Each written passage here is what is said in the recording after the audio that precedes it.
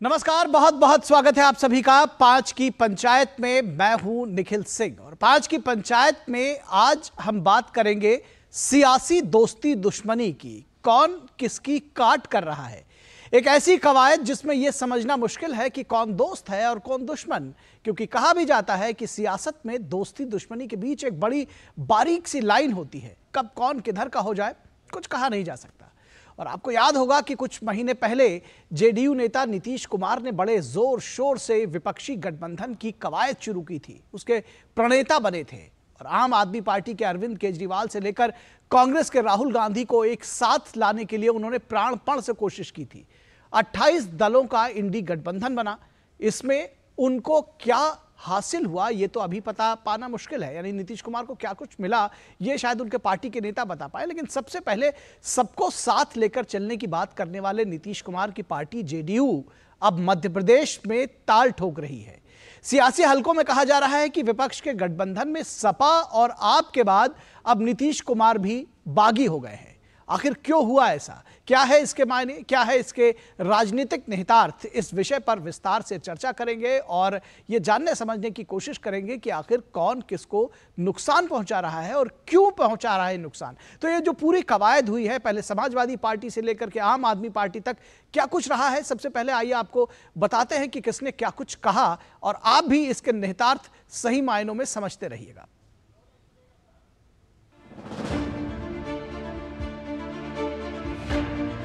हमारी पार्टी का संगठन विस्तार के लिए हम चुनाव लड़ रहे हैं। 2024 के लोकसभा चुनाव के लिए इंडिया गठबंधन बना है, इसलिए हमारा स्थानीय यूनिट ने फैसला लिया, राष्ट्रीय नेतृत्व ने सहमति दिया। संगठन विस्तार में तो हमारा अधिकार है। जिस दल का जहाँ पर प्रभाव क्षेत्र है, स्वाभाविक है उनके लोग ज़्यादा संख्या में लड़ेंगे। यह कोई गठबंधन मित्रता निभाने के लिए नहीं बना है, गठबंधन का व्यापक उद्देश्य है। इन लोगों ने सोचा हुआ है कि हमार दुगो बबुआ का की हुई, तो आपको क्या लगता है ये सब देश की चिंता कर रहे हैं? ये अखिलेश जी बहुत देश की चिंता कर रहे हैं, ये सोनिया जी देश की चिंता कर रही, ये सब चिंता कर रहे हैं हमार बबुआ लोगों का क्या होगा, इसलिए ये सब हो रहा है। सब अभी शुरू नहीं, अभी तो आप ट्रेलर देख रहे हैं। देखिए 24 के चुनाव से पहले क्या होने वाला है, सड़क पे लड़ाई होगी।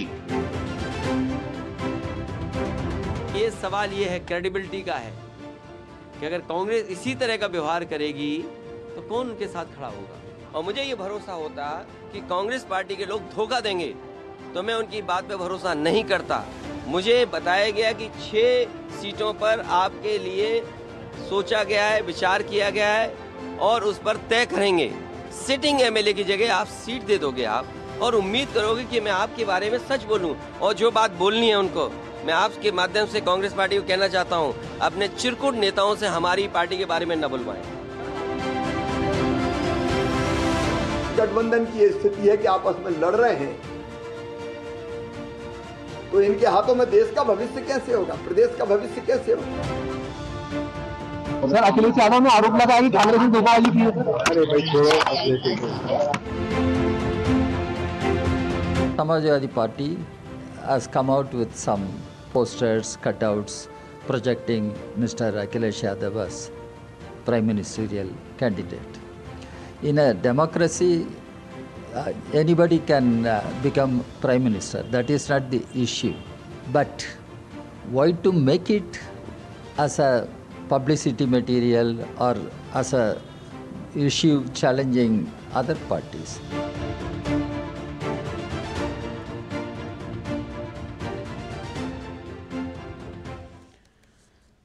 और इस विषय पर बातचीत करने के लिए हमारे साथ 4 खास मेहमान जुड़े हुए हैं, उनसे आपका परिचय करा दें। हमारे साथ शिवम त्यागी जो कि बीजेपी के प्रवक्ता हैं, वो हमारे साथ जुड़े हुए हैं। शिवम त्यागी जी, बहुत स्वागत है आपका। डॉक्टर खालिद अनवर जो कि एमएलसी हैं और स्पोक्स पर्सन है, प्रवक्ता है जेडीयू के। डॉक्टर खालिद, बहुत स्वागत है आपका। और उसके साथ ही साथ विजय कौशिक जो कि कांग्रेस के नेता है। विजय कौशिक जी, बहुत स्वागत है आपका। और समीर चौगांवकर जो कि वरिष्ठ पत्रकार हैं। समीर जी, बहुत स्वागत है आपका। सबसे पहले विजय कौशिक जी, अगर आपके पास आए और ये समझने की कोशिश करें कि ये जो पूरा जेडीयू की लिस्ट आई है, आप ये तो कह सकते हैं कि जी ये गठबंधन, क्योंकि ये बार बार यही बात कही जा रही है कि ये नेशनल लेवल का गठबंधन था, राज्यों में नहीं था, लेकिन आपको लगता है कि जेडीयू, समाजवादी पार्टी, आम आदमी पार्टी कितना नुकसान पहुंचाएगी कांग्रेस को, क्योंकि वोट काटने का, वोट शेयर का डर अब कहीं ना कहीं कांग्रेस को सता रहा होगा? देखिए, ना हमें कोई वोट कटने के, शेयर का डर सता रहा है, ना ही कुछ और। ये जो हमारे सहयोगी दल हैं, लोकसभा चुनावों को लेकर इनके साथ गठबंधन किया गया है, जिसमें भी बहुत से मुद्दों पर सहमति बाकी है। उसके बाद ही 2024 को लेकर गठबंधन की तस्वीर स्पष्ट हो पाएगी कि किन किन मुद्दों को लेकर। यानी आप ये कह रहे हैं कि अभी सहमति बाकी है, तो मैं बीच में क्लियर करता हुआ चलूं, आप कह रहे हैं सहमति बाकी है, तो ये माना जाए कि गठबंधन अभी मूर्त रूप नहीं लिया है? नहीं, ये तो मैं, अगर आपको याद हो तो कई महीने से कह रहा हूं, और मैंने पहले भी कहा था कि जो गठबंधन की बातचीत है वो केवल लोकसभा चुनावों को लेकर है, देश को बचाने को लेकर है। विधानसभा चुनावों की इसमें कोई बात नहीं है। और आज आप देख रहे हैं कि विधानसभा चुनाव में हमारा किसी भी क्षेत्रीय दल के साथ कोई गठबंधन नहीं है। ये तो स्पष्ट पहले भी कहा था और आज फिर कह रहा हूं, क्योंकि आपको मालूम होना चाहिए कि इंडिया गठबंधन की जो जितनी भी बैठकें हुई हैं, उनमें अभी सीट शेयरिंग को लेकर कोई फार्मूला डेवलप नहीं हुआ है। वो होने के बाद ही आप ये कह सकते हैं कि हमारा गठबंधन फाइनल हो गया। और फिर देखिए, कांग्रेस का तो दिल कितना बड़ा है। आप ये देखिए, हमने सभी क्षेत्रीय दलों को खुली छूट दे रखी है। वो राष्ट्रीय स्तर पर बेशक हमारे सहयोगी हों, लेकिन क्षेत्रीय स्तर पर वो हमारे खिलाफ चुनाव लड़ रहे हैं, तो स्वागत है उनका। तो खुली छूट दे रखी होती तो समाजवादी पार्टी, अखिलेश यादव, आपने देखा कितना बुरा भला कहा उन्होंने, धोखा देने से लेकर के और क्रेडिबिलिटी तक पर सवाल उठा दिए उन्होंने कांग्रेस के। देखिए, वो उनका एक दर्द था भाई, अपने दर्द को लोकतांत्रिक व्यवस्था में उन्होंने हमारे प्रति व्यक्त किया है, लेकिन उसके बाद वो समझ भी गए। और आप देखेंगे कि भी अब उनकी भाषा आपको बदली हुई दिखाई देगी। बड़े भाई हैं अखिलेश यादव जी, भावनाओं में बहकर कि कहीं ना कहीं उन्हें ये लग रहा था, हमने उन्हें बताया कि भाई एक ही स्टेट में सभी हमारे सहयोगी दल अगर टिकटें मांगेंगे तो हमारी स्थिति तो ऐसी हो जाएगी कि भाई शायद 1-2 सीटों पर ही हम रह जाएं और बाकी पर हमारे सहयोगी। यही स्थिति तो लोकसभा में भी होगी, इसको कैसे काटेंगे? ये इस सवाल पर मैं बाद में आऊंगा आपके पास। फिलहाल डॉक्टर खालिद अनवर के पास आता है। डॉक्टर खालिद अनवर, इसके पहले मध्य प्रदेश में कभी जेडीयू ने चुनाव नहीं लड़ा। ये क्यों ना माना जाए कि कांग्रेस को कमजोर करने के लिए ये कवायद है? और कहीं ना कहीं जो नीतीश कुमार, दरअसल जो कहा जा रहा है कि वो संयोजक बनना चाहते थे, एक शुरुआत तो निश्चित तौर पर उन्हीं की थी और उन्हीं की ये सारी कवायद थी कि इंडिया गठबंधन जो बना वो यहाँ तक पहुँच सका, और उन्हीं को दरकिनार कर दिया गया। तो उनको लग रहा है कि कम से कम हम चुनाव ही लड़ लें और कांग्रेस को उसकी जो हैसियत है वो बतानी चाहिए। नहीं, ये कहां से समझ लिया आप लोगों ने कि इंडिया गठबंधन जो बना वो कांग्रेस को मजबूत करने के लिए बना? ये तो किसी ने नहीं कहा कि हम कांग्रेस को मजबूत करने जा रहे हैं। गठबंधन बनाया और नीतीश कुमार जी ने इसकी जो बुनियाद रखी बिहार से, और पूरे देश के नेताओं को एक जगह बैठाया, पहले पटना में, फिर मुंबई में, फिर बेंगलोर में। तो इसका मकसद बिल्कुल ये नहीं था कि कांग्रेस पार्टी को मजबूत किया जाए। मकसद ये था कि भारतीय जनता पार्टी की नीतियों से जो देश त्रस्त है, 130 करोड़ लोग चाहते हैं कि भारतीय जनता पार्टी की नीतियों से हमको निजात दिलाई जाए, उसकी कोशिश है।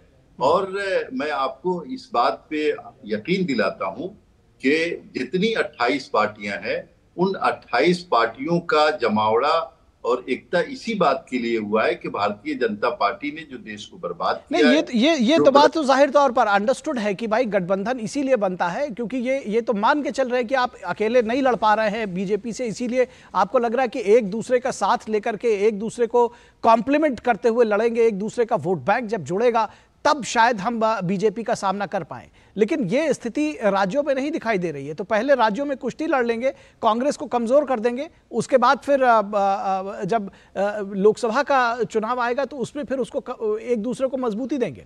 ये कैसे संभव हो पाएगा? देखिए, ये लोकतांत्रिक व्यवस्था में तमाम पॉलिटिकल पार्टियों को ये राइट है कि जहां से चाहे वो इलेक्शन लड़ें। और आपने पहले ही ये बात कही कि इंडिया गठबंधन का मकसद ये है कि 2024 के इलेक्शन में एक साथ आए और भारतीय जनता पार्टी की नीतियों से देश को मुक्ति दिलाएं। इस गठबंधन की जो मेरी समझ है, इस गठबंधन का बिल्कुल मकसद ये नहीं है कि रीजनल पार्टियों को खत्म कर दिया जाए या रीजनल पार्टियों का कांग्रेस से जहां इंटरेस्ट टकराता वहां रीजनल पार्टियां बैकफुट पे चली जाए, बिल्कुल ये मकसद नहीं है। और अगर कोई पॉलिटिकल पार्टी अगर ऐसा समझती है तो मुझे लगता है कि बिल्कुल ठीक नहीं है। जनता दल यूनाइटेड को ये हक है कि वो मध्य प्रदेश में, छत्तीसगढ़ में जहां चाहे इलेक्शन लड़े। हमारी देखिए, लोकतांत्रिक प्रक्रिया तो निश्चित तौर पर आप भी समझ रहे हैं, लेकिन जो सियासत है उसमें मध्य प्रदेश में जाकर के चुनाव लड़ना इसके पहले कभी नहीं लड़ा था, तो इसके निहितार्थ हैं वो तो निकाले जाएंगे। देखिए डॉक्टर खालिद, और उस पर सवाल भी उठेंगे। फिलहाल मैं इस चर्चा में समीर चौगावकर जी को जोड़ना चाहूँगा। समीर चौगावकर जी, आपको लगता है कि ये किस तरह से संभव है कि राज्यों के चुनाव में पहले आपस में लड़ लेंगे, फ्रेंडली फाइट करेंगे, और उसके बाद में फिर उस फ्रेंडली फाइट के बाद हम सीधे जब लोकसभा के चुनाव में आएंगे तो वहां पर फ्रेंड्स हो जाएंगे? क्या ये संभव है? और क्या इसके बीच में ये सियासत नहीं नजर आती कि कांग्रेस को उन सभी राज्यों में कमजोर करने की कोशिश कर रहे हैं वही उनके साथी दल जो इंडिया गठबंधन में साथ में खड़े हैं? देखिए, ये जो क्षेत्रीय दल है, आप जिनकी बात कर रहे हो, आम आदमी पार्टी की बात कर रहे हो, जेडीयू की बात कर रहे हो, समाजवादी पार्टी की बात कर रहे हो, ये सारी पार्टियां कांग्रेस को कमजोर करके कांग्रेस से वोट बैंक का हिस्सा लेकर बनी है। ये अपने दम पे तो नहीं बनी है, इन्होंने सबको कांग्रेस का वोट बैंक लिया है और अपनी क्षेत्रीय राजनीति चमकाई है। कांग्रेस को खोखला करके, कांग्रेस की जड़ें खोदकर ये अपने राजनीतिक रूप से स्टेब्लिश हुए। अब जब इनको लग रहा है कि कांग्रेस मजबूत होने की स्थिति में जा रही है, और आप देखिए इनकी पहली बैठक बिहार में हुई नीतीश कुमार के नेतृत्व में, दूसरी बैठक इन्होंने बेंगलोर में की कांग्रेस के नेतृत्व में, तीसरी बैठक शरद पवार उद्धव ठाकरे के नेतृत्व में बंबई के अंदर बैठक की। 3 बैठक के अंदर ये तय नहीं कर सके कि 2024 का लोकसभा कैसे लड़ना है। विधानसभा चुनाव जो 2024 के पहले 5 राज्यों के आखिरी चुनाव है, वो हमें कैसे आपस में अंडरस्टैंडिंग करके लड़ना है जिससे बाहर ये संदेश न जाए कि इंडिया गठबंधन एकजुट नहीं है। आप देखिए बयानबाजी कैसे आते हैं। कमलनाथ इंडिया गठबंधन की जो रैली होने वाली थी भोपाल में, वो कैंसिल करवा देते हैं कहकर कि आप लोग आओगे तो सनातन के नाम पर मेरे वोट कट जाएंगे, क्योंकि स्टालिन के बेटे ने जिस तरीके से सनातन का अपमान किया था, समाजवादी पार्टी के नेता ने जिस तरीके से अपमान किया था, बिहार में आरजेडी के प्रवक्ता नेता ने जिस तरीके से, शिक्षा मंत्री ने सनातन का अपमान किया था, हिंदू धर्म का, मेरे वोट कटेंगे, आप भोपाल में रैली मत कीजिए। ये भोपाल में रैली नहीं कर पाते। शरद पवार के इनकी बैठक होती है, ये संयोजक निर्णय नहीं कर पाते, ये सीटों का बंटवारा नहीं कर पाते, ये कॉमन विनिंग एजेंडा डिसाइड नहीं कर पाते। मुझे लग रहा है कि 2014 में जिस तरीके से ये सब लोग अलग अलग लड़के आ रहे थे, 2019 में आ रहे थे, अब इन्हें ये समझ में आ रहा था कि 2024 में इससे बुरी हार इनकी होने वाली है। और प्रधानमंत्री नरेंद्र मोदी 2/3 बहुमत से ज्यादा, 2014 में 282 सीट थी, 2019 में 303 सीट थी, और अब आने वाले 2024 में 350 सीटें जीतेंगे। तो ये डूबते हुए लोगों ने, ये तो खैर चलिए, ये तो भविष्य की बात है कि कितने सीटें जीतेंगे। मैं ये कह रहा हूं मध्य प्रदेश के चुनाव को लेकर ये कह रहा हूं कि जेडीयू ने अपने कैंडिडेट उतार दिए। मध्य प्रदेश में जेडीयू का क्या अस्तित्व है? समाजवादी पार्टी का वहां पर एक विधायक है, आम आदमी पार्टी की वहां पर क्या हैसियत है? एक मेयर है। मुझे लग रहा है ये सब कांग्रेस को बताना चाहते हैं कि आने वाले 2024 में आप हमारे हिसाब से चलोगे तो हम आपको छोड़ देंगे, अदरवाइज सभी राज्यों में हम आपका वही हाल करेंगे। जी, दरअसल सवाल यही है, सवाल यही है कि क्या ये कांग्रेस के साथ में एक तरह से रिगिंग जैसी स्थिति है? प्रेशर पॉलिटिक्स है कांग्रेस के ऊपर। जी, कांग्रेस के साथ में क्या ये प्रेशर पॉलिटिक्स है? इस बात को समझेंगे। उससे पहले शिवम त्यागी के पास आते हैं। शिवम त्यागी, ये जो भी प्रेशर पॉलिटिक्स है, आपको लगता है कि बीजेपी के लिए बड़ी सुखद स्थिति है? और कहीं ना कहीं ये एक मैसेजिंग भी जनता के बीच में जा रही है कि जब अभी विधानसभा चुनाव में साथ नहीं हो पा रहे तो मोदी के खिलाफ लोकसभा चुनाव में भी एकजुट नहीं हो सकेंगे? देखिए, जो कांग्रेस नेता हमारे यहाँ पर बैठे हैं, विजय कौशिक जी, उन्होंने एक बहुत अच्छी बात कही। उन्होंने कहा, देखिए ये तो लोकतांत्रिक व्यवस्था है, अखिलेश जी अपने तरीके से बात रख रहे हैं। अरे बात नहीं रख रहे हैं, वो गरिया रहे हैं, आपको समझ में नहीं आ रहा है क्या? और उनकी भाषा देखिए कितनी शानदार है। लेकिन ये अपने लखनवी अंदाज में, लखनऊ में क्या होता है कि अगर किसी को दूसरे से लड़ना भी होता है और आप और आप और आप करके लड़ते हैं। अखिलेश जी तो वो भी नहीं कर रहे हैं, कह रहे हैं खुल्लम खुल्ला के भैया कांग्रेस वालों अपने चिरकुट नेताओं से कहो कि हमारे बारे में बयान ना दें। अब आप मुझे बताइए इससे खतरनाक लड़ाई क्या हो सकती है? वो कह रहे हैं कि अगर मुझे पता होता कि ये कांग्रेस वाले विश्वास करने लायक नहीं है, धोखेबाज हैं, तो मैं अपने लोगों को वहां ना भेजता। वो कहते हैं कि हमें 1 बजे तक रात को बिठाया और बिठाने के बाद भी हमें सीटें नहीं दी। बताइए, समाजवादी के कार्यकर्ता 1 बजे तक थोड़ी ना बैठते हैं रात को, वो तो 8 बजे के बाद ऑफ हो जाते हैं, अगले दिन 12 बजे उठते हैं। फिर इस तरीके से लोगों का अपमान कर करके कहते हैं नहीं नहीं, वो हमारा राज्यों में गठबंधन नहीं है, केंद्र में गठबंधन है। राज्यों में ही अगर इनको, मैं तो कहता हूं कि अगर इनके पास पुलिस सुरक्षा बल ना हो या आपस में ना लड़ने लाठी डंडे ले लेके, इतनी जबरदस्त फाइट चल रही है। अब सुखद अनुभूति की बात करते हैं। जहां तक भारतीय जनता पार्टी का सवाल है, इस देश के गृह मंत्री ने पहले ही कहा था और ये तमाम चीजें पहले ही हुई थी, चाहे वो अरविंद केजरीवाल का छत्तीसगढ़ में जाकर लड़ना हो, बार बार कहना हो कि यहाँ की सरकार बेकार है और यहाँ चीजें बेहतर होनी चाहिए, चाहे वो 22 से 23 सीटें जो है समाजवादी पार्टी ने मध्य प्रदेश में अभी तक अनाउंस कर देना हो, चाहे जेडीयू का हो। आप जेडीयू कहती है कि हम अपना संगठन विस्तार करेंगे। अरे संगठन विस्तार करने के लिए जिलाध्यक्ष बनाना होता है, जिला मंत्री महामंत्री बनाना होता है, आप चुनाव लड़ रहे हैं। इसका मतलब साफ है कि कहीं ना कहीं जो आपस में चीजें दिखाने की कोशिश की थी वो बिल्कुल अलग है। आप एक तस्वीर दिखा तो सकते हैं हिंदुस्तान को कि भाई हम साथ बैठे हैं, हमारी कुर्सियां साथ हैं और हम साथ रह रहे हैं और मोदी जी को हरा देंगे, लेकिन इसको धरातल पर उतारने का पहला कदम ही है कि सीट शेयरिंग क्या होगी जी। अब बड़ी इंटरेस्टिंग कहानी है। आप मुझे एक चीज बताइए, मध्य प्रदेश में कांग्रेस नहीं चाहती कि उनके साथ कोई चुनाव आकर लड़े, उत्तर प्रदेश में अखिलेश यादव नहीं चाहेंगे कि उनके साथ कोई आकर चुनाव लड़े, बिहार में तेजस्वी जी और हमारे नीतीश जी नहीं चाहेंगे उनके साथ कोई आकर चुनाव लड़े, तमिलनाडु में स्टालिन जी नहीं चाहेंगे कि हमारे साथ कोई आकर चुनाव लड़े, और अगर मैं बात करूं खास तौर पर इस महाराष्ट्र की, तो वहां पर भी यही हाल होने वाला है। अगर दिल्ली और पंजाब में आम आदमी पार्टी बैठी है, तो अगर आपके सबके पॉलिटिकल इंटरेस्ट इतने बड़े हैं कि आप एक साथ बैठ ही नहीं सकते, तो इस देश की जनता को बेवकूफ बनाने का कोई आधार नहीं है। अब आप मुझे बताइए, अखिलेश जी जो हमारे बेचारे बड़े परेशान हैं, उनको इन्होंने परेशान कर दिया। कल अगर उत्तर प्रदेश में कांग्रेस जो है चुनाव लड़ने आएगी लोकसभा का, तो आपको लगता है कि वो एक भी सीट उनको देंगे? बिल्कुल नहीं देंगे। वो अलग बात है कि उधर यहां पर इनके प्रदेश अध्यक्ष कह रहे हैं कि हम 80 की 80 सीटों पर लड़ेंगे। अरे 80 तो आप इस समय पार्षद की सीटें नहीं लड़ सकते उत्तर प्रदेश में आके, कांग्रेस वालों कहते हैं हम 80 लोकसभा लड़ेंगे। बिल्कुल, गठबंधन की जरूरत तो निश्चित तौर पर है, गठबंधन की जरूरत है इन लोगों को, क्योंकि ये मैसेजिंग तो सीधे तौर पर गई। गठबंधन की बात तभी कर रहे हैं क्योंकि ये इस बात का ये बात ऐलानिया तौर पर कह दी गई कि भाई हम बीजेपी के साथ पे या नरेंद्र मोदी के खिलाफ अकेले तो नहीं लड़ सकते, ये बात कांग्रेस भी जानती है। तो इस बात को समझने की जरूरत है। विजय कौशिक जी, आपको लगता है कि ये जो क्रेडिबिलिटी पर सवाल उठ रहे हैं इस सारी कवायद के बीच में कांग्रेस के ऊपर, क्योंकि ये भी कहा जा रहा है कि जो कांग्रेस की महत्वाकांक्षा है उसकी वजह से जो क्षेत्रीय दल है, चाहे वो समाजवादी पार्टी हो, चाहे आज वो जेडीयू हो और आम आदमी पार्टी तो अब नेशनल पार्टी हो गई, तो जो भी उनके साथी हैं वो जो कांग्रेस की हठधर्मिता है वो उसकी वजह से कहीं ना कहीं बुलीड महसूस कर रहे हैं और इस वजह से वो चुनाव लड़ने के लिए मजबूर है। देखिए, कांग्रेस की हठधर्मिता कहना बहुत ही गलत है, क्योंकि कांग्रेस ने कौन सी हट की है? हट तो इन क्षेत्रीय दलों की है। कहते हैं कि ना सूत ना कपास जुलाहों में लट्ठम लट्ठा। जिन राज्यों में इनका आधार नहीं है, वहां कांग्रेस के ऊपर अगर कोई दबाव बनाकर कुछ सीटें या टिकटें चाहेगा, तो कांग्रेस पार्टी का कार्यकर्ता कहाँ जाएगा? क्या कांग्रेस पार्टी का कार्यकर्ता आत्महत्या कर ले? संभव नहीं है। कांग्रेस इटली जाएगा। अपने कार्यकर्ताओं का सम्मान सर्वोपरि है, और हमने पहले भी कहा था इनसे, कोई आज की बात नहीं है।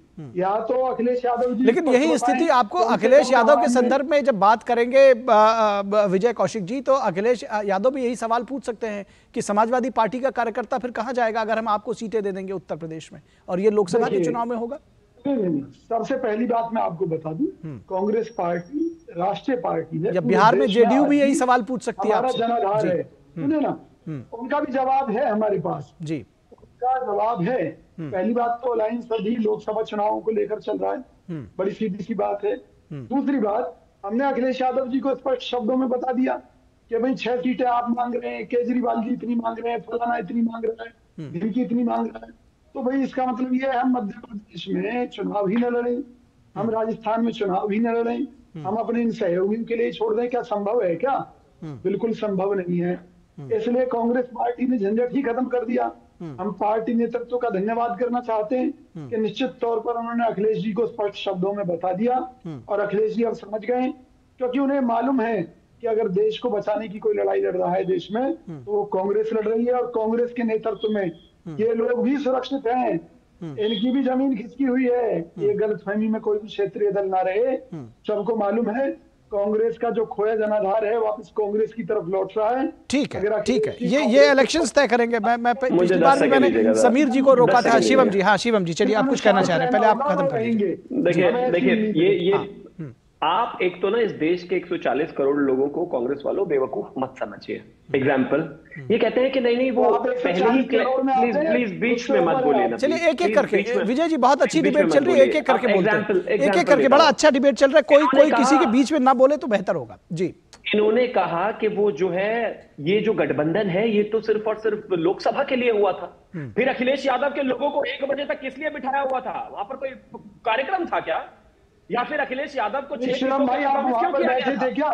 ये बीच में क्यों बोल रहे हैं? मुझे ये समझ में नहीं आ रहा। विजय जी आपकी बारी आएगी, विजय जी आपकी बारी आएगी, अभी तो आप बोल ही रहे थे, आपकी बारी आएगी, उनको खत्म करने मैं नहीं कह रहा हूं, ये मैं नहीं कह रहा हूं, अखिलेश यादव कह रहे हैं भाई, अपने लोगों को तो विश्वास करिए। एक पार्टी को 1 बजे तक बिठाया रखा, 6 सीटों का प्रॉमिस किया, उनको भरोसा दिलाया कि हम उनको मध्य प्रदेश में सीटें देंगे, और लास्ट मोमेंट पे जब कमलनाथ जी ने कह दिया कि ना तो आपके केंद्रीय नेतृत्व की एंट्री है, ना तो मुझे यहाँ राहुल गांधी चाहिए, ना मुझे यहाँ प्रियंका गांधी चाहिए, ना यहाँ कांग्रेस वाले चाहिए, ना घमंडी अलायंस चाहिए, क्योंकि मैं हार जाऊंगा अगर आप आ गए तो, उनको सीटें देने से मना कर दिया। दूसरी तरफ अरविंद केजरीवाल को भी अगर कोई प्रोमिसेस आपने किए थे तो जाहिर है वो आपसे मांग रहे हैं। भाई ये बीजेपी का किया धरा नहीं है, ये सब आपने किया है, और ये आपके ही लोग हैं जो दिन रात कुर्सी से कुर्सी मिलाकर बैठे हुए होते थे और कहते थे कि नहीं नहीं हम मोदी जी को हरा देंगे।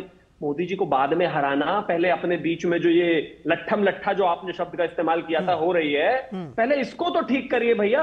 और रही बात सीटें देने की, मैं कहता हूं चलिए और सीटें देते नहीं देते, बिजावर की जो सीट है मध्य प्रदेश में वो तो समाजवादी की ही जीती हुई सीट थी, कम से कम वही दे देते। स्वाधीनता संग्राम की मैं बात करूं तो, और उसके बाद की मैं बात करूं, उससे आने वाले बड़े नेताओं की बात करूं तो मध्य प्रदेश से बहुत बड़े बड़े समाजवादी नेता आए हैं भाई, कांग्रेस से बड़े समाजवादी नेता आए हैं। लेकिन मैं ऐसा मानता हूं कि कहीं ना कहीं जो ये एरोगेंस की लड़ाई है कि चाहे वो हम मध्य प्रदेश में नहीं सीटें देंगे, हम राजस्थान में नहीं देंगे, दिल्ली में केजरीवाल नहीं देंगे, पंजाब में केजरीवाल नहीं देंगे, उत्तर प्रदेश में अखिलेश यादव नहीं देंगे, यही जो है विनाश का कारण बनेगा ही इनका, क्योंकि जनता जानती और समझती है, साथ इनको वैसे भी नहीं बैठना था। लड़ाई होकर ही अलग हुए थे, और ज्यादा लड़ाई करके फिर से अलग हो जाएंगे। ठीक है डॉक्टर खालिद, ये जो कह रहे हैं कि एरोगेंस की लड़ाई है, दरअसल ये कहीं ना कहीं इस बात को रिफ्लेक्ट करता है जब आप भी यानी जेडीयू भी चुनाव लड़ा रही है मध्य प्रदेश में पहली बार, और आपने सुना कि अभी विजय जी कह रहे हैं कि सूत न कपास जुलाहुम लट्ठम लट्ठा, यानी आप वहां क्यों गए हैं?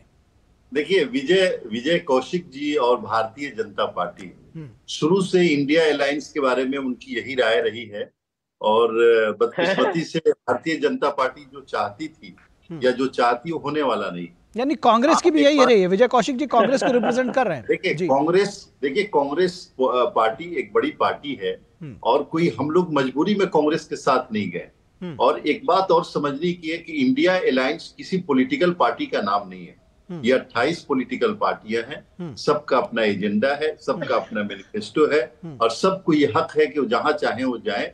लेकिन विजय कौशिक जी या भारतीय जनता पार्टी, देखिए एक बात जो ये बार बार, अरे विजय कौशिक कांग्रेस हैं, अपने लोगों को तो पहचानो कम से कम। जी वो बात मैंने उनको बताई, शायद वो जान भी रहे होंगे। जी बताइए, बोलते रहिए। नहीं, ये भारतीय जनता पार्टी की जो स्पोक्स पर्सन है जो ये बात कह रहे हैं कि मोदी जी को हराने के लिए, हम मोदी जी को, अमित शाह जी को नहीं हराने जा रहे हैं, हम हराने जा रहे हैं भारतीय जनता पार्टी की नीतियों को। और हमारा बार बार ये बात कही जा रही है, आप चाहे जितनी कोशिश कर लें, तो किस तरह से भारतीय जनता पार्टी की नीतियों को हराएंगे मध्य प्रदेश में अपने 5 प्रत्याशी उतार करके, जहां पर कांग्रेस के वोट काटेंगे आप? आपको लगता है कि वहां पर आपने जीतने के लिए चुनाव लड़ाया है? देखिए कम से कम इतना ये तो बात मत ही बताइए कि आप वहां चुनाव जीतने के लिए चुनाव लड़ रहे हैं। इंडिया अलायंस की पहली मीटिंग के बाद आपको याद होगा कि अरविंद केजरीवाल जी जब फ्लाइट से चले गए पटना से, तो लोगों ने कहा कि केजरीवाल और कांग्रेस में झगड़ा हो गया और नहीं होगा और राज्यसभा में उनको सपोर्ट नहीं किया जाएगा। उस वक्त भी इंडिया अलायंस के लीडर्स ने सामने आकर के कहा था कि हमारा अलायंस 2024 के इलेक्शन के लिए है, और इस इलेक्शन के लिए इसलिए है कि भारतीय जनता पार्टी की नीतियों से लोग। अच्छा चलिए, तो यही बता दीजिए, हम ये तो बात देखिए, ये चुनावी जनसभा में बोलने वाली बात है, आप एक मजे हुए नेता है, मैं समझ रहा हूं इस बात को, लेकिन मैं ये चाहता हूं कि आप कम से कम ये भी तो बताएं कि वहां उतारने का दरअसल मकसद क्या है, क्योंकि इससे पहले कभी भी जेडीयू वहां पर चुनाव नहीं लड़ी, पहली बार ये लड़ रहे हैं। क्या ये कोई एक पावर पॉलिटिक्स, एक प्रेशर पॉलिटिक्स करने की कोशिश कांग्रेस के ऊपर है कि लोकसभा के चुनाव सीटों से मुख्यमंत्री बनाएंगे ये। नहीं, कांग्रेस को क्या प्रेशर करेंगे हम लोग भाई, और किसी पॉलिटिकल पार्टी, कोई पॉलिटिकल पार्टी क्या प्रेशर करेगी? नहीं तो आपका जब वहां कोई स्टेक नहीं है, देखिए सवाल यही उठ रहा है डॉक्टर खालिद, सवाल यही उठ रहा है कि जब आपका वहां कोई स्टेक नहीं है, आज से पहले कभी आप चुनाव नहीं लड़े, आपका वहां कोई विशेष संगठन नहीं है, फिर वहां पर 5 सीट लड़ाने का क्या मतलब? नहीं सर, आप ये न्यूज रूम में ये तय नहीं कर सकते कि हमारा स्टेक नहीं है। हमारा पूरा संगठन है,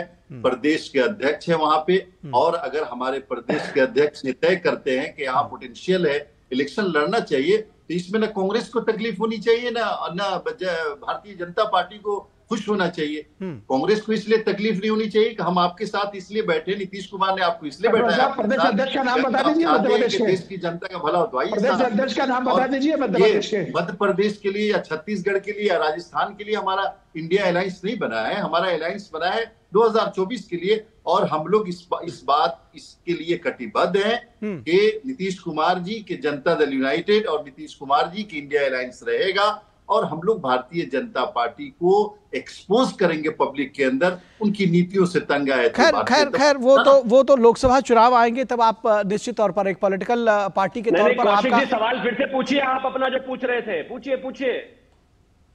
कौशिक जी कुछ पूछना चाह रहे हैं क्या?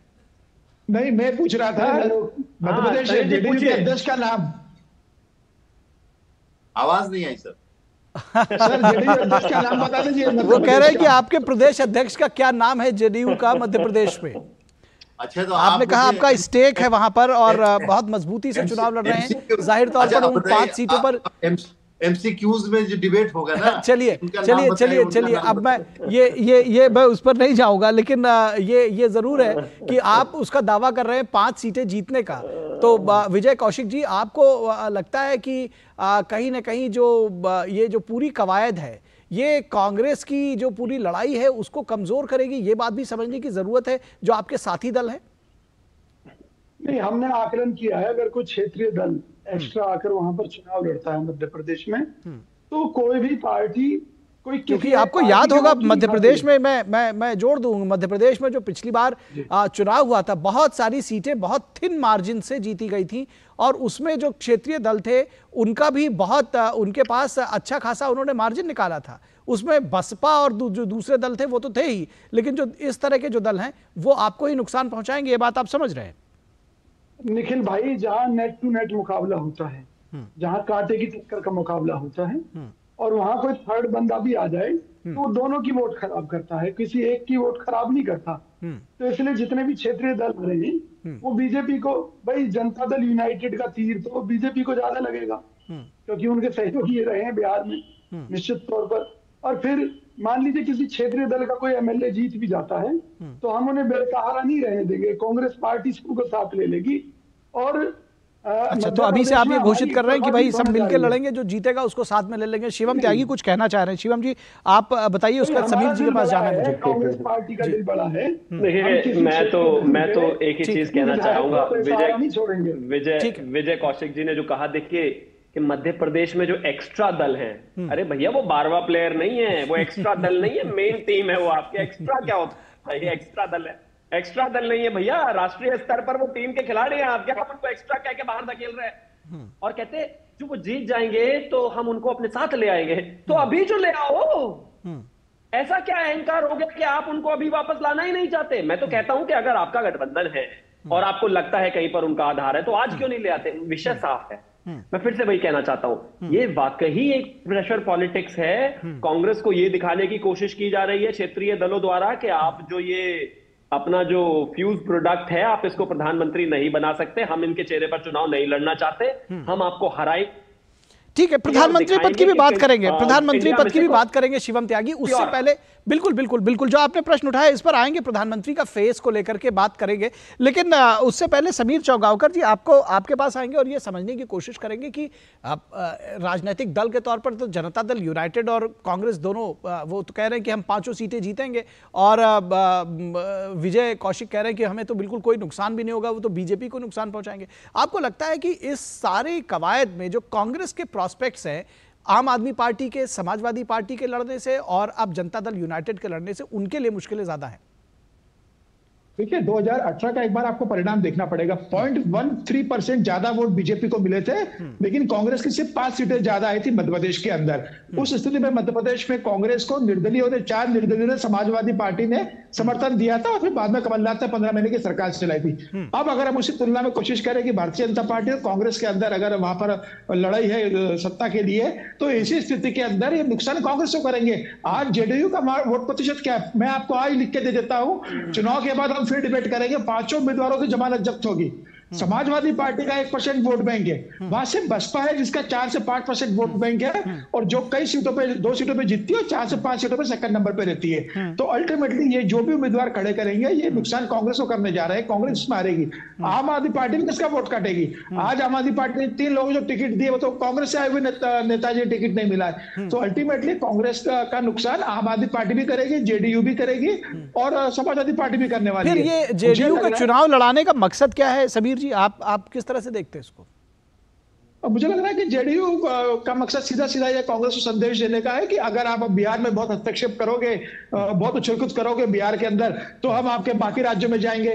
केजरीवाल ने भी यही किया। गुजरात में कांग्रेस को 17 सीटों पर लाके रख दिया। गुजरात के चुनाव के अंदर, विधानसभा चुनाव में आप देखोगे दिल्ली में कांग्रेस खाता नहीं खोल पाई लोकसभा और विधानसभा चुनाव के अंदर। तो ये सारे क्षेत्रीय दल कांग्रेस को बताना चाहते हैं कि भाई अब आप भी, हम आपको क्षेत्रीय दल में कन्वर्ट करते जा रहे हैं। अब आप राष्ट्रीय दल का सपना मत मानो, आप हमारे साथ हमारे हिसाब से चलो। उत्तर प्रदेश में अखिलेश यादव कहते हैं कि आप हमें हमारे हिसाब से उत्तर प्रदेश में चलना होगा। बंगाल में ममता बनर्जी डिक्टेट करेगी इनको। बिहार के अंदर नीतीश कुमार और तेजस्वी मिलकर इनको डिक्टेट करेंगे।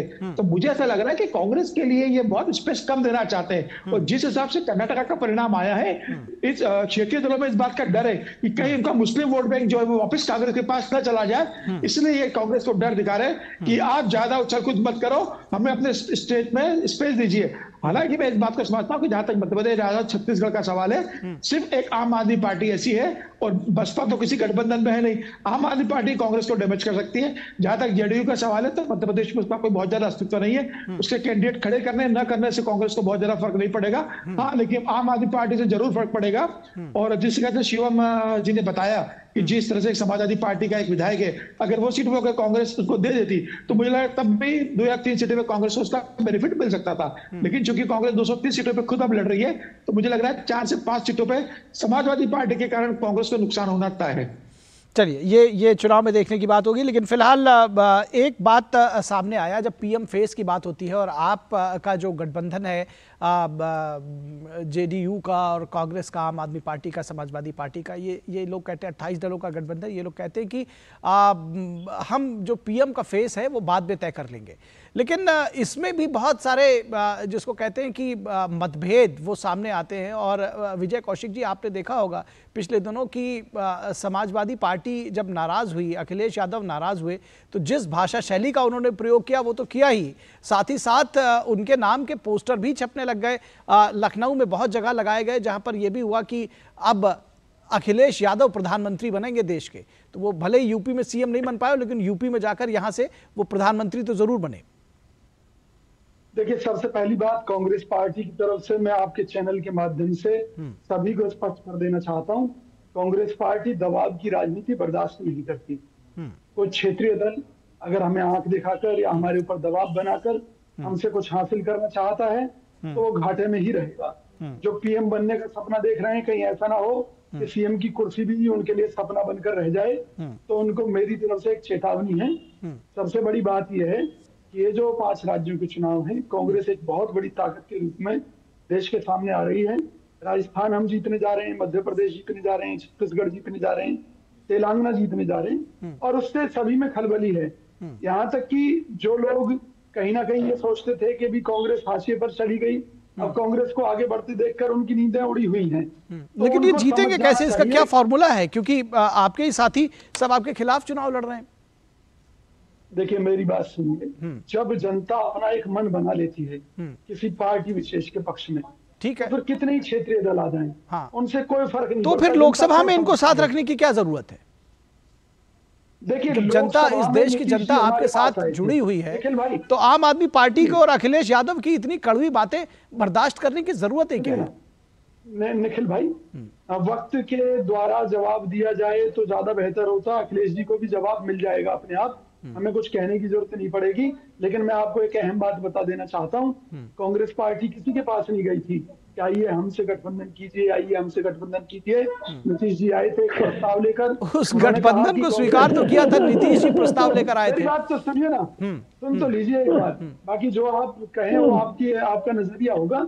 वो आए, उन्होंने कहा कि भी देश हित में कांग्रेस सबसे बेहतर लड़ रही है, सबसे बढ़िया प्रदर्शन कर रही है, एक गठबंधन होना चाहिए ताकि 2024 में से देश को बचाया जा सके, क्योंकि भाजपा के कारण सभी प्रदेशों की हालत खस्ता होती जा रही है, पूरे देश की हालत खस्ता होती जा रही है। रोजगार और विदेशी कर्ज के मुद्दे पर देश के हालात खराब हैं, आर्थिक मुद्दों पर। तो इसको लेकर कांग्रेस ने इस गठबंधन का हिस्सा बनना तय किया। और एक चीज और बता दे रहा हूँ, सभी क्षेत्रीय दलों को समझ लेना चाहिए कि लोकसभा में प्रदर्शन के आधार पर प्रधानमंत्री का चेहरा मनोनीत होगा उसमें, और कांग्रेस सबसे बड़ी पार्टी के तौर पर उभरेगी।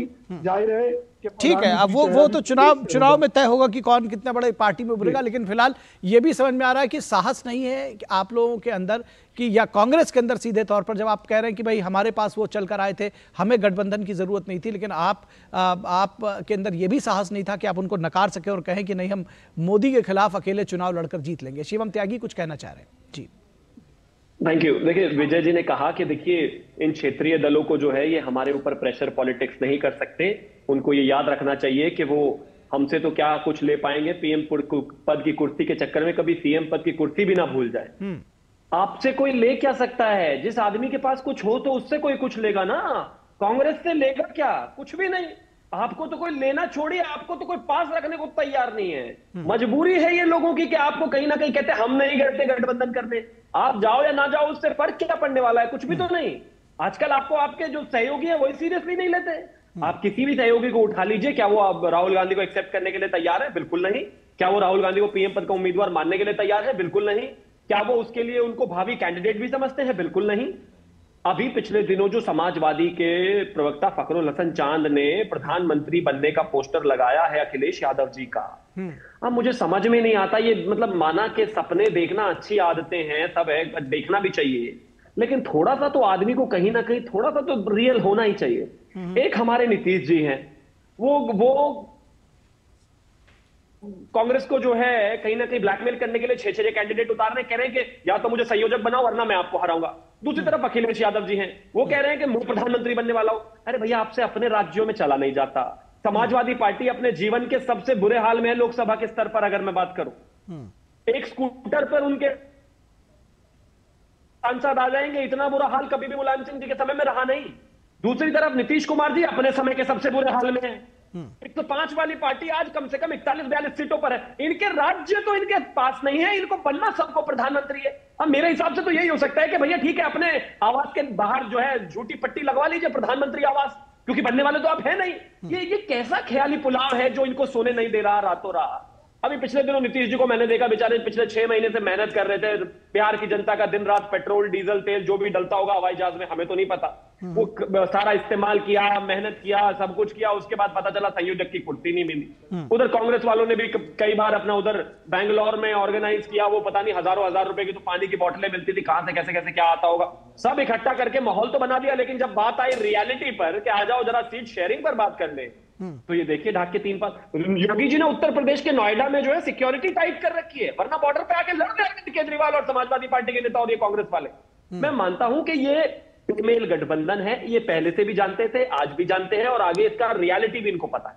लेकिन वही है कि जिस तरीके से भ्रष्टाचार पर वार हुआ है, जिस तरीके से मोदी जी की प्रभावी नीतियां आगे बढ़ी हैं, ये सब अच्छे तरीके से जानते हैं कि अकेले अकेले इनके बस की लड़ना इस देश के प्रधानमंत्री या फिर भारतीय जनता पार्टी से नहीं है। चाहे वो राज्य दर मामला हो, चाहे वो केंद्र में हो, ये नहीं भारतीय जनता पार्टी से लड़ सकते। इसलिए जब इनको लगता है कि नहीं हारने के हालात है तो इकट्ठे हो जाते हैं, लेकिन जब दिखता है कि इकट्ठे होकर पता चला हमारा पर्सनल इंटरेस्ट है वो थोड़ा सा कम हो रहा है, फिर तुरंत अलग होकर लड़ाई करने लगते हैं। मुझे लगता है जनता इस बात को देख रही है और ये अच्छा भी है। समय से पहले ही जनता के सामने आ जाए तो बेहतर। ठीक है, आपने कहा जनता देख रही है। समीर चौगांवकर जी, आपसे आपके पास आएंगे, उससे पहले डॉक्टर खालिद, आपको लगता है कि ये जो सारी कवायद है, और ये बिल्कुल बार बार जैसे कि आप लोग कह रहे हैं कि भाई ये लोकतंत्र में सभी पार्टियों का हक है, वो कहीं से भी चुनाव लड़े, आपके पास भी हक है कि आप जाकर मध्य प्रदेश में पहली बार ही सही आप वहां जाकर चुनाव लड़े, पहले आप कभी नहीं लड़े, अब आप जरूरत महसूस करते हैं, लोग कह रहे हैं कि वो कांग्रेस का प्रेशर बनाना है, आप कह रहे हैं भाई हम प्रेशर नहीं बना रहे हैं, लेकिन उसके बावजूद आपको नहीं लग रहा है कि कम से कम पब्लिक में एक मैसेज तो कम से कम गलत जाता ही है कि अभी आप एक नहीं हो पा रहे हैं, अभी आपकी सीटें एक नहीं हो पा रही, ऐसी जगहों पर जाकर के दूसरे पार्टी के लोग लड़ रहे हैं जहां वो कभी नहीं लड़े, तो क्या क्या मैसेज पब्लिक में जाएगा इससे? देखिए, आप देख लें कि पब्लिक में जो मैसेज जा रहा है वो हम लोग जानते हैं कि पब्लिक में क्या मैसेज जा रहा है, लेकिन शिवम जी की परेशानी देख करके आप अंदाजा लगा सकते हैं कि भारतीय जनता पार्टी काफी परेशान है। आपको ये हक नहीं है शिवम जी या भारतीय जनता पार्टी के किसी लीडर को कि अखिलेश यादव जी की औकात देखें कि वो प्रधानमंत्री बन सकते हैं नहीं बन सकते हैं, नीतीश कुमार बन सकते हैं नहीं बन सकते हैं, और अरविंद केजरीवाल बन सकते नहीं बन सकते हैं। कोई भी इस देश का कोई भी पॉलिटिकल आदमी ये कह सकता है कि मैं प्रधानमंत्री बन सकता हूं, और माननीय प्रधानमंत्री श्री नरेंद्र मोदी जी प्रधानमंत्री बने तो उस वक्त भी लोग कहते थे कि चाय वाला कैसे प्रधानमंत्री बन के दिखाया उन्होंने। तो कोई भी बन सकता है प्रधानमंत्री, और ये जनता को तय करना है कौन प्रधानमंत्री बनेगा कौन नहीं प्रधानमंत्री बनेगा। लेकिन जब इंडिया गठबंधन ने ये तय कर लिया कि हम इलेक्शन के बाद ये तय करेंगे कि हमारा लीडर कौन होगा, तो नीतीश कुमार जी संयोजक बनने के लिए परेशान है, नीतीश कुमार जी पेट्रोल डीजल खर्च कर रहे हैं, ये क्या बातें कर रहे हैं। आप भारतीय जनता पार्टी के स्पोक्स पर्सन है, जो दुनिया की सबसे बड़ी पॉलिटिकल पार्टी कहती है अपने आप को, यानी लोकतंत्र में नीतीश कुमार की और बिहार में नीतीश कुमार की क्या अहमियत है, और नीतीश कुमार जी ने किस तरह इंडिया गठबंधन को बना करके दिखा दिया, इसके बावजूद आप इस तरह की बातें करेंगे बड़े लीडरों के लिए, तो मुझे हैरत होती है भारतीय जनता पार्टी के। लेकिन सवाल तो ये उठता है कि उनको हासिल क्या हुआ इस गठबंधन से। डॉक्टर खालिद, ये सवाल जरूर पूछा जाएगा, और जो सवाल जो मेरा मेन प्रश्न था उसका भी जवाब जरूर दीजिएगा कि आखिर पब्लिक के बीच में मैसेज क्या जाएगा, उसका जवाब नहीं दिया आपने जी। आप प्रोवोक करें कांग्रेस के स्पोक्स पर्सन को और उल्टी सीधी वो बातें करें यहाँ पे, मैं वो नहीं करने वाला हूँ, लेकिन एक बात समझ लीजिए कि इंडिया गठबंधन देश के हित में बना है, भारतीय जनता पार्टी की नीतियों के खिलाफ बना है, किसानों के लिए बना है, नौजवानों के लिए बना है, और ये इंडिया गठबंधन हम लोग बिल्कुल ये कटिबद्ध हैं, इंडिया गठबंधन आगे बढ़ेगा और भारतीय जनता पार्टी की नीतियों से इस देश को मुक्ति दिलाएगा। ठीक है, आप कह रहे हैं इंडिया गठबंधन बनेगा। इस कार्यक्रम के शुरुआत में विजय कौशिक ने जो कहा था, शायद आपने ध्यान नहीं दिया होगा डॉक्टर खालिद, उन्होंने कहा कि ये अभी मूर्त रूप ले रहा है, इसमें अभी सीटों का बंटवारा होना बाकी है, इसमें बहुत सारी चीजें अभी तय होनी बाकी है। फिलहाल आप लोग आपस में कभी तय कर लीजिएगा कि इंडिया गठबंधन मूर्त रूप कब ले पाएगा, कब क्या करेगा। लेकिन जो मेरा सवाल था दरअसल वो उससे आप कहीं और अलग चले गए, शायद जानबूझकर। लेकिन मैं ये जानना चाहूंगा कि क्या मैसेज पब्लिक के बीच में जाएगा अगर विधानसभा चुनाव में ऐसी जगहों पर जाकर आप चुनाव लड़ेंगे कांग्रेस के खिलाफ कि जहां पर आपका कोई, इससे पहले आप नहीं लड़ते थे, क्या मैसेज जाएगा? देखिए सर, एक बात समझ लीजिए, मैं बार बार ये बात कह रहा हूं कि इंडिया गठबंधन में 28 पॉलिटिकल पार्टियां, और पब्लिक समझती है कि 28 पॉलिटिकल पार्टियां हैं, सबके अपने अपने इंटरेस्ट है, सब पार्टियों को यह हक है, ये हिंदुस्तान की पब्लिक है, भारत की पब्लिक है, और सभी पॉलिटिकल पार्टियों के पास सिंबल है, वो जा सकती है, इलेक्शन लड़ सकते हैं। इसमें मैसेजिंग क्या है? हम तो बार बार ये बात कह रहे हैं कि हम कोई रीजनल इलेक्शन के लिए नहीं इकट्ठा हुए हैं, हम पंजाब को ठीक करने के लिए, दिल्ली में लड़ने के लिए, और दिल्ली में आम आदमी पार्टी कितनी सीटों पे, इसके लिए नहीं जमा हुए। हम जमा इस बात के लिए हुए क्या इस मुल्क की पार्लियामेंट बचेगी नहीं बचेगी, डेमोक्रेसी बचेगी या नहीं बचेगी, जुडिशियरी बचेगी या नहीं बचेगी। ठीक है, जुडिशियरी और डेमोक्रेसी बचाने के लिए आप लोग एक साथ आए हैं, लेकिन जब राज्यों की बात आती है तो आपको लगता है कि वहां पर डेमोक्रेसी बचाने की जरूरत नहीं है, वहां पर एक दूसरे के खिलाफ लड़ा जा सकता है। ये आपका अपना एक प्रोग्रेटिव हो सकता है, नैरेटिव हो सकता है, आपकी अपनी सोच हो सकती है। शिवम त्यागी कुछ कहना चाह रहे हैं। शिवम जी जल्दी से आप अपनी बात खत्म करिए, संक्षेप में समीर जी के पास जाना है मुझे। देखिए, मैं तो बस एक ही चीज कहना चाहता हूं। इन्होंने कहा कि देखिए जिस तरीके से चीजें हैं, आपकी क्या हैसियत है, आप अखिलेश यादव पर या फिर नीतीश जी पर, उनकी क्या हैसियत है ये उन प्रदेशों की जनता ने बताया है। मैं उनकी लोकप्रियता के आधार पर ही इवैल्यूएट कर रहा हूं। अगर नीतीश एक जमाने में 100+ सीटें लेकर रहते थे और आज 42 पर हैं, तो कितने लोकप्रिय रह गए हैं ये उस जनता ने तय किया है। अगर एक जमाने में 20-20 से ज्यादा सांसद रखने वाली पार्टी के पास आज स्कूटर भर पे बैठने लायक सांसद है, तो ये अखिलेश जी की लोकप्रियता तय करती है। अब उन्होंने कहा कि भाई देखिए हमने गठबंधन बना लिया और ये राज्यों के लिए नहीं बना है, ये आप तय करिए भाई। ये अखिलेश यादव ने कहा है, भारतीय जनता पार्टी ने नहीं कहा है कि भाई हमें सीटें प्रॉमिस हुई थी लेकिन हमें मिली नहीं है। और मैं एक और चीज कहना चाहता हूं, जहां तक बात लोकतंत्र में हर किसी के चुनाव लड़ने और प्रधानमंत्री बनने की है, बिल्कुल बन सकता है, लड़ सकता है, लेकिन इसका ये बिल्कुल मतलब नहीं है कि गठबंधन में जब आपके आपस में गठबंधन बना, कॉमन मिनिमम प्रोग्राम आपने बनाया, चुनाव लड़ने की रूपरेखा तय करी और उसके बाद आप उसको पूरा ना कर पाए, डिलीवर ना कर पाए और उस पर लड़ाई बजे, तो आप कहें नहीं ये तो नेचुरल लोकतंत्र है, लड़ाई बच सकती है, लड़ाई हो। लेकिन ये जनता को दिखाई दे रहा है कि वहां पर सब कुछ चंगासी नहीं है और जिस तरीके से आपने लोगों को बरगलाने और बहकाने की कोशिश करी थी इकट्ठे आकर, वैसा गठबंधन में कोई माहौल नहीं है। सब अपने अपने चुनाव अभी भी लड़ रहे हैं और आगे भी जारी रखेंगे, बस इतनी सी बात। ठीक है, ठीक है। जो पब्लिक को कैसे कन्विंस करेंगे समीर चौगांवकर जी, ये बात डॉक्टर खालिद कह रहे हैं कि पब्लिक के बीच में जो मैसेज जाएगा उसको हम देख लेंगे, लेकिन कोई मैसेज इससे नहीं जाता है अगर हम आपस में लड़ते रहते हैं विधानसभा चुनाव में। लेकिन पब्लिक को भी तो कन्विंस करना है कि मोदी जैसे फोर्स के खिलाफ हम एक मैंडेट देने के लिए एक साथ आए, एक साथ खड़े हुए हैं, लेकिन उससे ठीक पहले हम आपस में लड़ते रहेंगे। पब्लिक के बीच में क्या मैसेज जाएगा? कहीं आपको नहीं लगता है कि ये पूरे जो INDIA गठबंधन है उसके अस्तित्व के ऊपर ये सवाल उठाएगा? नहीं, मुझे लगता है कि ठीक है, ये बात मान भी ली जाए कि चलो दल आपस में लड़ रहे हैं, इसके अंदर कोई दिक्कत नहीं, प्रदेश के चुनाव के अंदर लड़ रहे हैं, विधानसभा चुनाव लड़ रहे हैं। लेकिन अगर ये गठबंधन 2024 के लिए प्रधानमंत्री नरेंद्र मोदी को चुनौती देने के लिए बना है, भारतीय जनता पार्टी को तीसरी बार सत्ता में आने से रोकने के लिए बना है, तो मुझे लगता है कि इंडिया गठबंधन को बहुत गंभीरता से इसमें विचार करना होगा और एक चेहरा सामने देना ही होगा मोदी के सामने कि प्रधानमंत्री मोदी के सामने हमारी तरफ से अखिलेश यादव है या नीतीश कुमार है या राहुल गांधी है या ममता बनर्जी है या अरविंद केजरीवाल है। जनता यह तय करेगी कि मोदी के सामने जो चेहरा दिया है वह चेहरा बेहतर है या प्रधानमंत्री मोदी बेहतर है, उसके बाद जनता निर्णय ले लेगी। आप ये नहीं कह सकते 2024 के चुनाव के लिए कि हम चुनाव लड़ने के बाद तय कर लेंगे कि हमारा नेता कौन होगा। आप देश के प्रधानमंत्री चुनने के लिए जा रहे हो, देश की जनता देश का प्रधानमंत्री चुनेगी, वह कभी स्वीकार नहीं करेगी कि आप चुनाव के बाद तय करो कि प्रधानमंत्री कौन होगा। अगर आप गंभीरता से भारतीय जनता पार्टी को चुनौती देना चाहते हो तो आपको आपस में मिल बैठकर अपने विवाद भूलकर एक नाम तय करना होगा, उसको प्रधानमंत्री के रूप में घोषित करना होगा और मिलकर लड़ना होगा। तब आप उम्मीद कर सकते हो कि आप भारतीय जनता पार्टी के सामने आंखों से आंखें डालकर चुनाव लड़ सकते हो।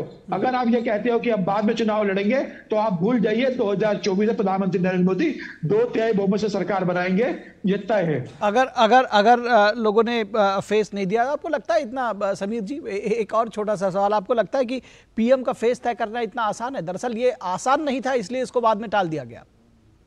बिल्कुल आसान नहीं है, लेकिन मुझे ऐसा लगता है कि तय भी किया जा सकता है। आप देखिए ना, आप राहुल गांधी को बना सकते हैं, आप ममता बनर्जी को बना सकते हैं, आप किसको बनाना है, एक आप प्रयोग। लेकिन कैसे स्वीकार करेंगे एक दूसरे को? ये सवाल तो वही शुरू हो जाएगा। यही समस्या है ना कि ये आपस में एक दूसरे को नहीं स्वीकार कर सकते। ममता बनर्जी कभी अखिलेश को स्वीकार नहीं करेगी, अखिलेश कभी राहुल गांधी को स्वीकार नहीं करेंगे, कभी तेजस्वी यादव राहुल गांधी का स्वीकार नहीं करेंगे, नीतीश कुमार कभी राहुल गांधी को स्वीकार नहीं करेंगे। इनके अंदर जो आपस के अंदर सत्ता का जो चढ़ा हुआ है कि हमें सत्ता मिलना चाहिए, हमें प्रधानमंत्री बनना चाहिए, स्वार्थ की राजनीति है, उसी स्वार्थ के लिए इकट्ठे हो रहे। अगर इनके अंदर एकता होती तो अभी तक ये बहुत से बड़े मामलों के अंदर सामंजस्य कर चुके थे। मुझे लग रहा है कि ये बहुत मुश्किल है, लेकिन असंभव भी नहीं है। अगर ये ठान ले कि हमें लड़ना है तो इन्हें अपने सारे मतभेद बुला के सारे चीजों को छोड़कर एक नाम को तय करना ही होगा, अगर ये वास्तव में चुनौती देना चाहते हैं। अगर ये सिर्फ बैठक करते रहेंगे और चुनाव के बाद नाम तय कर लेंगे तो मुझे लग रहा है कि यह किसी भी स्थिति में सक्सेसफुल नहीं रहेंगे। प्रधानमंत्री मोदी 2/3 बहुमत से सरकार बनाएंगे। समीर जी, मैं बस एक ही चीज कहना चाहता हूं, ये दो ही चीज तो मुश्किल थी। एक तो किसी को प्रधानमंत्री के रूप में स्वीकार करना, क्योंकि एक दूसरा बिल्कुल पसंद नहीं करते, और दूसरा सीट बंटवारा। ये दो ही चीजें तो मुश्किल थी। इस पर आप लोग कमेंट्स लेंगे, इस पर आप लोग कमेंट्स लेंगे। ठीक है, कौशिक जी को बुला, मैं भी चाय पी सकता हूँ, चाय पीना परेशानी नहीं थी। तो जो ना परेशानी के काम थे वो तो कर लिए, लेकिन जो इंपॉर्टेंट काम है उसमें तो एक भी नहीं हुआ। बताइए आप। ठीक है विजय जी, बहुत जल्दी खत्म करिए, मुझे ब्रेक पर जाना है, मुझे बार बार कहा जा रहा है। आप कुछ कहना चाह रहे हैं जल्दी से? जी विजय कौशिक। कांग्रेस की तरफ उंगली उठाने से पहले भाजपा को अपनी गिरेबान में झांकना चाहिए। भाजपा की खुद की स्थिति क्या है? कल तक कहते थे हम किसी गठबंधन की जरूरत नहीं। ठीक है, मुझे लगा आप कोई गंभीर बात कर रहे हैं। ठीक है, इसके बाद ब्रेक के बाद बात आएंगे। मुझे लगा आप कोई पॉइंट रेस करना चाह रहे हैं, ब्रेक के बाद आएंगे। फिलहाल रुकेंगे एक छोटे से ब्रेक के लिए। आप सभी हमारे साथ बने रहिए, दर्शक आप भी हमारे साथ बने रहिए, हम जल्द हाजिर होंगे। अर्जुन, एग्जाम्स में you made us really proud. अब आगे क्या सोचा है? पापा, मैंने IIT जाना है और इंजीनियर बनना है। Think IIT, think विद्या मंदिर। स्वागत है आपका ब्रेक के बाद। 5 की पंचायत में हम चर्चा कर रहे हैं कि जनता दल यूनाइटेड अब क्या इंडिया गठबंधन में नई बगावत के तौर पर सामने आई है। नई बगावत इसलिए कही जा रही है क्योंकि वो मध्य प्रदेश में उन्होंने 5 उम्मीदवारों की एक सूची जारी की है। यानी मध्य प्रदेश में पहली बार अब जनता दल यूनाइटेड चुनाव लड़ेगी, समाजवादी पार्टी और अखिलेश यादव के बाद। हमारे साथ 4 खास मेहमान, शिवम त्यागी बीजेपी प्रवक्ता, डॉक्टर खालिद अनवर JDU प्रवक्ता, विजय कौशिक कांग्रेस नेता और समीर चौगांवकर वरिष्ठ पत्रकार हमारे साथ जुड़े हुए हैं। समीर जी, अभी कह रहे थे विजय जी कि अगर नेता का चुनाव हो जाए तो इससे बेहतर कुछ नहीं होगा, क्योंकि पब्लिक के बीच में कहीं ना कहीं एक कंपैरिजन करने का मौका जरूर मिलेगा कि आखिर कौन बेहतर चेहरा है, और शायद यही आपके लिए सबसे बड़ी चुनौती है, इसलिए इसको बाद में टाल दिया गया। बिल्कुल, मैं यही कहना चाह रहा हूं कि अगर इंडिया गठबंधन वाकई गंभीर है, प्रधानमंत्री ये सवाल विजय कौशिक जी के लिए है। समीर जी, आपने बात तो कही जी। नहीं, उनके पास जवाब दिया ना, चुप रहेगा। नहीं, कम से कम शिवम जी ऐसे मत कहिए। नहीं, आप बीच में मत बोलिए।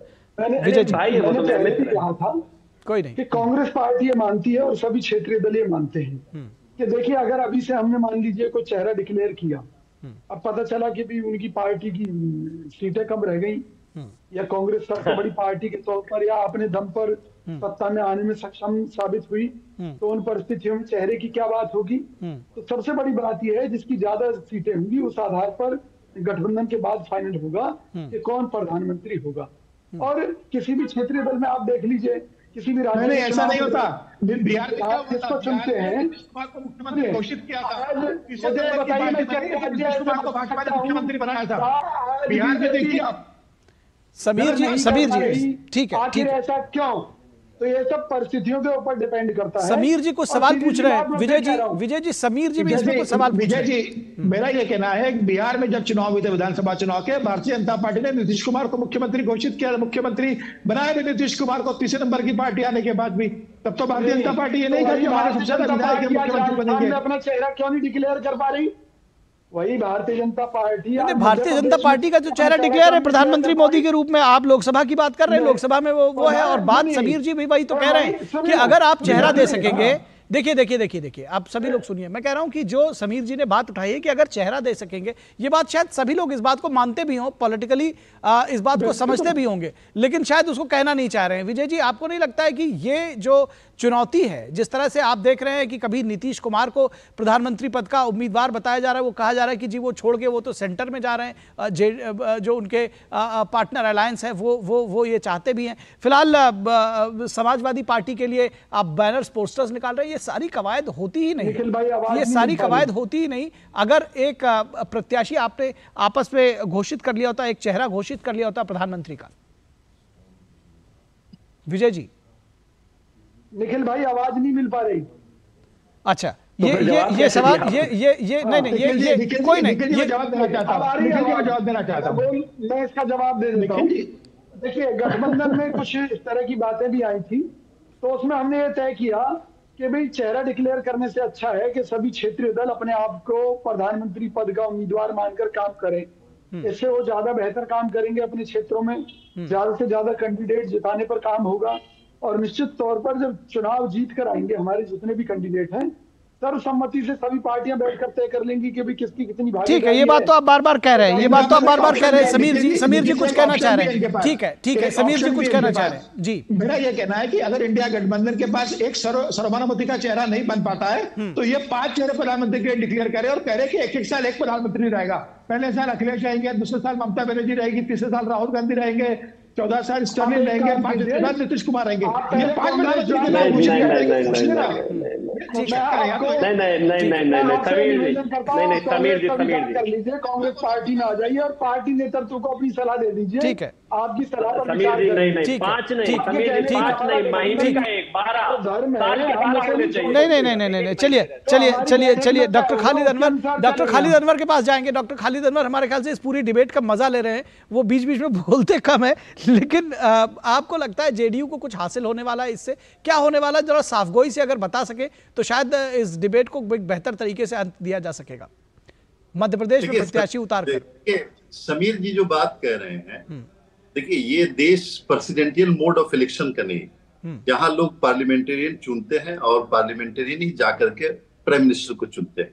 तो ये कहना कि पहले प्रधानमंत्री का उम्मीदवार घोषित करो, देखिए भारतीय जनता पार्टी के पास जो ट्रेंड है अभी पॉलिटिकल सर्कल्स में उसकी बात हो रही है, बाकी लोकतांत्रिक प्रक्रिया तो सभी समझ रहे हैं, सेल कर रहे हैं, बार सेल कर रहे हैं, और उसके बाद उसके अलावा कोई है नहीं उनके पास चेहरा, तो क्या करेंगे? वहां वो कंपनी और पार्टी तो है नहीं, एक सीईओ है और अपना ठीक है।